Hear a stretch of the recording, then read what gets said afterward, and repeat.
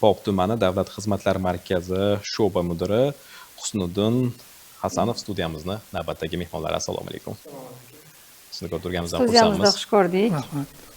Bugun ham bir nechta savollarimizga aynan sizdan javob olishga harakat qilamiz. Endi hozirgi kunda barcha fuqarolarni shaxsga doir ma'lumotlardan davlat va nodavlat tashkilotlarda ularning roziligisiz foydalanishga cheklov qo'yildi deb eshitdik. Mana shu haqida to'liqroq ma'lumot berib o'tsangiz. Albatta bu yangi tashkil qilindi. Fuqarolarni shaxsga doir ma'lumotlarni yopish. Davlatimiz fuqarolarni o'ylab shaxsga doir ma'lumotlar tarqab ketmasligi, qanaqadir kereksiz tashkilotlarga yoki firibgarlar qo'liga tushmasligi maqsadida bu narsa yo'lga qo'yildi. Endi buni ochish uchun albatta fuqaro o'zini shaxsiy telefonidan One ID mobil ilovasini o'rnatgan holda ro'yxatdan o'tadi. Yuz orqali ro'yxatdan o'tib, ya'ni Face ID'ni tasdiqlaydi va o'ziga kerakli tashkilotni o'sha menyudan topib, qulf shakl bo'ladi. Qulf shaklida ustiga bitta bosgan holatda ochish mumkin bo'ladi. Endi bu nimaga kerak? Hozirgi kunda yangi bank mijozi bo'lsa, yangi plastik karta ochmoqchi bo'lsa yoki nomga kredit olmoqchi bo'lsa, hozirgi kunda olishning imkoni yo'q. Sababi davlat mana shu fuqarolarda shaxsga doir ma'lumotlarni tarqatishni oldini olib, shu narsani yo'lga qo'yilgan. Endi hozirgi kunda shu orqali ochish mumkin. Rahmat aytamiz. Keyingi savol bilan bevosita murojaat qilmoqchimiz. Uy-joy sotib olish uchun pedagoglarga subsidiya ajratish tartibi to'g'risida ma'lumotlarni bersangiz. Yaqindagina Vazirlar Mahkamasining 2026-yil 19-fevral kuni, ya'ni bir hafta oldin yangi qaror qabul qilindi, 69-sonli. Unda oliy malaka toifasiga ega bo'lgan pedagoglarga, ya'ni eng kamida 15 yil staji bor pedagoglarga davlat tomonidan subsidiya ajratish belgilandi. Ya'ni subsidiyani miqdori, ya'ni boshlang'ich to'lovning 25% miqdorida etib belgilandi. Bu juda ham yaxshi imkoniyat hisoblanadi.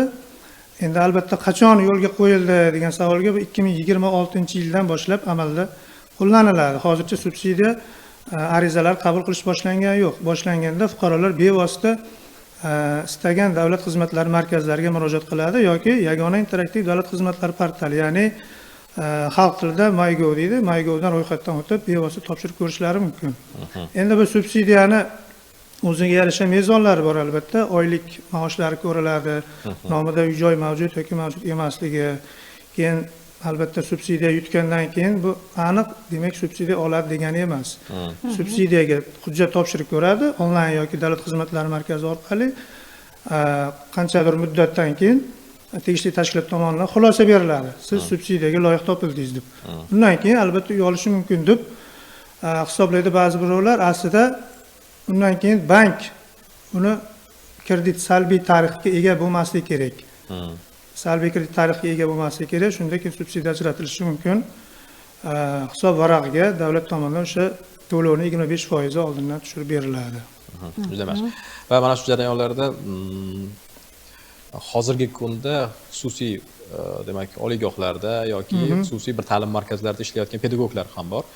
Ularda ko'rsatilmagan aynan davlat yoki umuman olganda mana shu sohada ishlayotgan bo'lsa bo'ldi. Ha, pedagog deyilgan, ya'ni 15 yil staji bor, birinchi sharti, ikkinchisi oliy malaka toifasi bo'ladi-da. Birinchi toifa, ikkinchi toifa, oliy toifa bo'ladi. Ya'ni oliy bo'lish kerak. Ha, oliy toifaga ega 15 yil staji bor pedagoglarga imtiyoz qilib belgilangan. Juda ham yaxshi.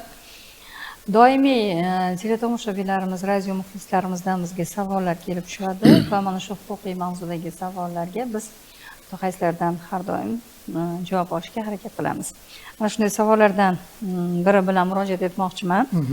Bundan 30 yil avval o'rta maktabning 9-sinfini tamomlab shahodatnoma olganman, lekin hozirgi kunda ushbu hujjatim yo'qolgan. Shuni qanday tiklashim mumkin degan savolni o'rtaga tashladik. Albatta bu hujjatni tiklash mumkin. Buning uchun fuqaro bevosita davlat xizmatlari markaziga borib murojaat qiladi yoki boyaga aytganimdek yagona interaktiv davlat xizmatlari portali orqali, MyGov orqali murojaat qilib olishlari mumkin. Bunda agar fuqaro o'zi murojaat qilgan holatda davlat xizmatlari markaziga borib, quyidagi ma'lumotlar so'raladi va kiritiladi. Ismi, familiyasi, otasining ismi, agar ism, familiya, otasining ismi o'zgargan bo'lsa, u haqida kiritiladi. Masalan, oldin Hasanov bo'lib endi Husanov bo'lib qolgan bo'lsa, avvalgi familiyasi Husanov edi yoki Hasanov edi deb kiritiladi. Bundan tashqari o'sha o'qigan maktab raqami kiritiladi.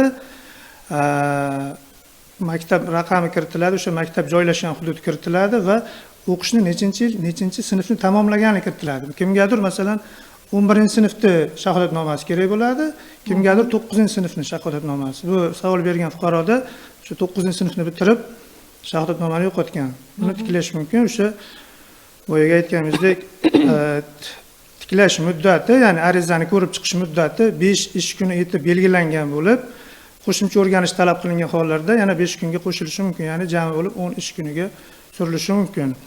Arizani bevosita tuman shahar xalq ta'lim bo'limlari ko'rib chiqadi.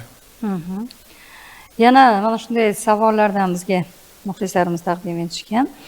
Qonunchilikda voyaga yetmagan bolalarga to'lanadigan aliment miqdorlari qancha etib belgilangan? Avvalo aliment miqdorini sud belgilaydi. Lekin qonunchilikda normasi ko'rsatib o'tilgan, ya'ni Oila kodeksining 99-moddasi bo'yicha agar ota-ona o'rtasida voyaga yetmagan bolalar uchun aliment to'lash to'g'risida kelishuv mavjud bo'lmasa, bitta bola uchun o'sha ota yoki onaning daromadidan 4dan 1 qismi bitta bola uchun. Agar bolalar ikkita bo'ladigan bo'lsa, bunda 3dan 1 qismi miqdorida, ya'ni o'sha otani yoki onani ish haqidan kelib chiqadi. Agar 3ta va undan yuqori bola bo'lsa, yarmi, ya'ni 50% etib belgilangan. Ammo ota-ona ishsiz bo'lsa, bu qanday hisoblanadi? Agar ota-ona ishsiz bo'ladigan bo'lsa, bunga ham yechim bor. Davlatimizda hozirgi kunda o'rtacha ish haqi belgilangan. 6.329.000 etib belgilangan. Aynan shundan kelib chiqadi. Agar bitta bola bo'ladigan bo'lsa, o'sha 6.329.000 ni 4dan 1 qismi, 2dan 1, 3dan 1 va hokazolar. Boyaga aytganimdek formula Endi bo'yicha. ba'zan ijtimoiy tarmoqlarda ayollar aliment to'layotganligi haqida ham gapirib qolishyapti-da. Bu qanchalik to'g'ri? Qonunda aynan otalar yoki onalar aliment to'laydi deb ko'rsatib qo'yilmagan-da. Aniqrog'i otalarga yuklatib qo'yilmagan. Bola ta'minoti kimda bo'lsa, ya'ni farzandlar kim bilan qolsa, kimning tarbiyasida bo'lsa, o'sha odam aliment olishga haqli. Ya'ni bolalar ota bilan qolgan bo'lsa, demak onalar aliment undirishga haqqi bor. Demak, bugun aynan mana shu ko'plab mavzulardagi, huquqiy mavzulardagi savollarimizga sizdan javob olishga harakat qildik. Vaqtingizni ayamasdan studiyamizga kelganingiz uchun kattakon rahmat aytamiz. Rahmat sizlarga. Rahmat aytamiz. Salomat bo'ling. Ishlaringizda omad tilaymiz.